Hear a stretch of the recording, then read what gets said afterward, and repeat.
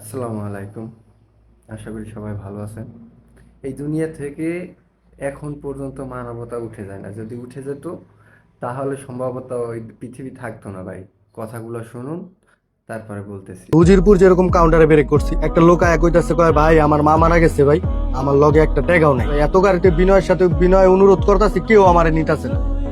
আমি কই ভাই কেউ আপনাদের নেউক আর না নেউক আমি আপনাদের নিমু, হতাশ হওয়ার কিছু নাই। হ্যাঁ মনে করেন খুশি হয়ে আত্মার হয়ে গেছে কাজে আমার অন্যান্য গাড়ি নিল না, এই গাড়িতে আমার লইবো। আমি কই ভাই আত্মার কিছু নাই, আপনার কেউ না নিলে আমি নিমু, এটা হইলো সর্বদাই সর্বশেষ কথা। আমি আপনাদের নিমু, আপনি আমার লগে যাইব, কোনো প্যারা নাই, রিল্যাক্স। হ্যাঁ ডাক দিয়ে এনে বহাইলাম।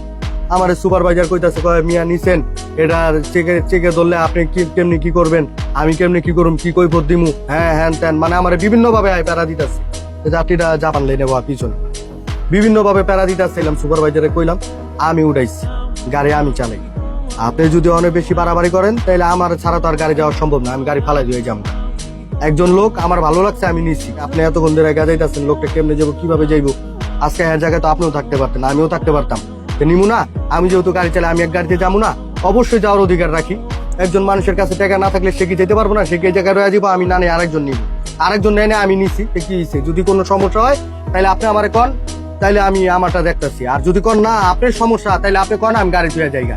পরে হ্যাঁ মুখ চোখ কালা করে এখানে বয়ে রয়েছে। ওই টাকাটা পার হওয়ার পরে বিরতি দিলাম। বিরতি দেওয়ার পরে মনে করেন আপনার গিয়া লামমিমে, হোটেল লামমিমে বিরতি দেওয়ার পরে যেরকম কইতাছে চেকে যে এটা কোনোভাবেই ছাড়ুম না, ওই যাত্রীরে ভিডিও করলো। পরে আমি কই মিয়া ভিডিও করার দরকার নেই, আপনি একটা ওভার পাইছেন, একটা ওভার লেখা দেন।